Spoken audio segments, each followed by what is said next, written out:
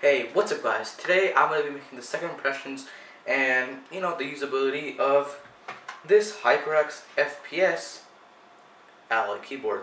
This is a mechanical keyboard with red switches. This also comes in blue switches, but I already made a video about the first impressions, so I'll keep the video about that in the link or in the description below. So let's get straight to this. So just a quick highlight of this keyboard. This has a 10 keyless form factor. You can also get this in, I think, a full-size one, but the 10 keyless is the smallest I would go, and the full size I would really not recommend it for myself or some people that have a small desk space, but obviously some people may need the full-size keyboard.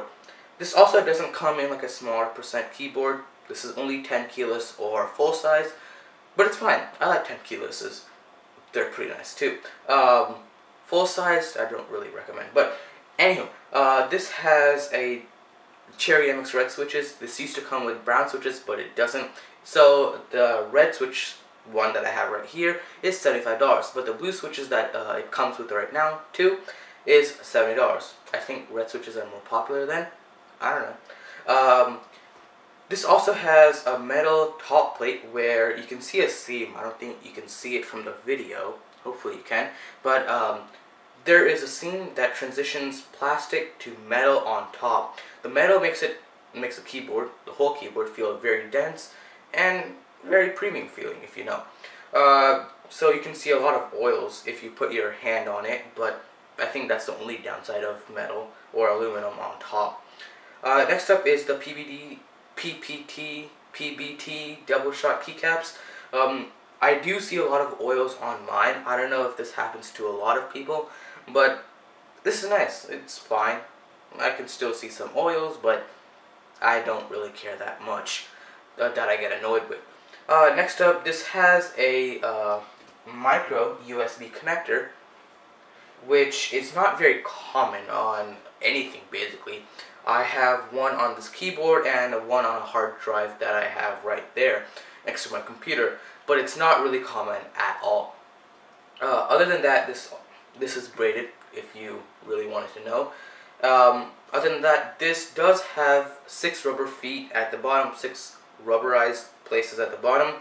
4 of them are just standard rubber, and 2 of them is on the feet that give it an incline just a little bit, which is pretty nice, so it doesn't slide around. But the only downside of mechanical switches that I think they have is that they're very tall. Most of them, or a lot of mechanical switches nowadays, make a slimmer version, like Speed Silvers from Cherry MX and so on and so forth, have a low profile mechanical keyboard. But the only problem with this mechanical keyboard or normal size mechanical keyboards is that they are very high. So for those people that get hurt on their wrists a lot, I recommend getting a wrist rest. This is the Glorious. This is wrist rest from Glorious. This is wooden or made out of wood, and it's very nice. The only reason I didn't get like the plush ones is because they're not really comfortable for me. I like hard surfaces. The only reason is I like to move my hand freely or my wrist freely across the wrist rest, and that's probably the reason why I like mechanical keyboards. Next up is that I guess this has a 6 lighting effects. So if you press FN and an arrow key right here, so left and right, if you press the first FN and arrow key, you will get a static color, which is pretty nice. There is 5 modes: 0%, 25% brightness, 50% brightness, 75, and 100% brightness, which is nice. So you get a lot of options over there. Obviously this is not going to be wireless, so this is going to be wired, so it won't drain any battery, so that's pretty good. Next up, next lighting effect it has is like the static-ish color. So basically if you press a key, it lights up for a second and then it goes away. Next up is the ripple effect. So if you press a key, the light just shines everywhere else and then goes across like that. Next up is if you press FN and like an arrow key again, it is like the flowing motion, so red goes from left to right, which is nice.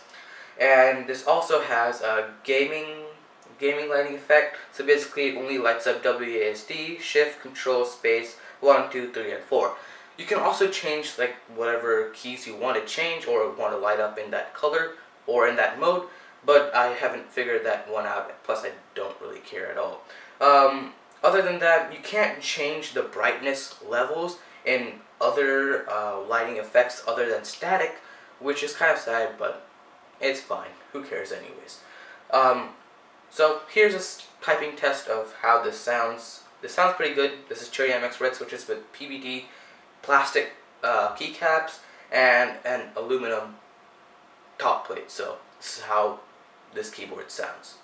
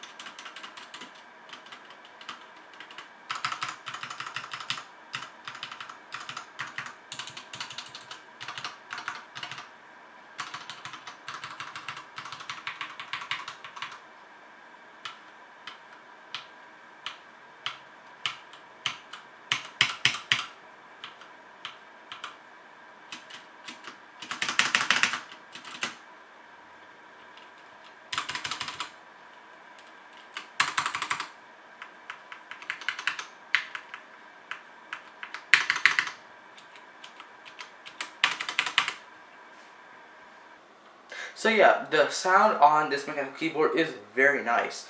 The only problem that I have is with the two arrow keys, which is the left and right arrow key down here. I think you can see that. So the problem is that after, like, if you put your finger normally over it and you try to press the left or right arrow key, you can hear this, or you can feel this tactile bump. You can probably hear this too. This is what normal, or this is what something normal should sound like. This is what it sounds like. This is what the right arrow sounds like. You can hear like that crisp noise.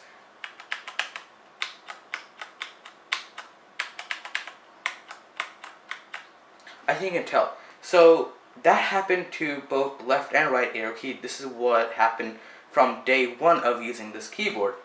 This is how it came. But I think that's a very small, minor problem that a lot of people won't even notice or won't even care about because it's only two keys.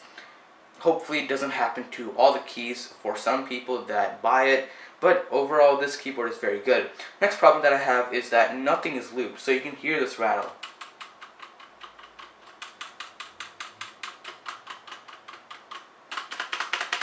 You can hear the rattle from the stabilizers in this spacebar, shift, enter, backspace, shift again, and caps lock.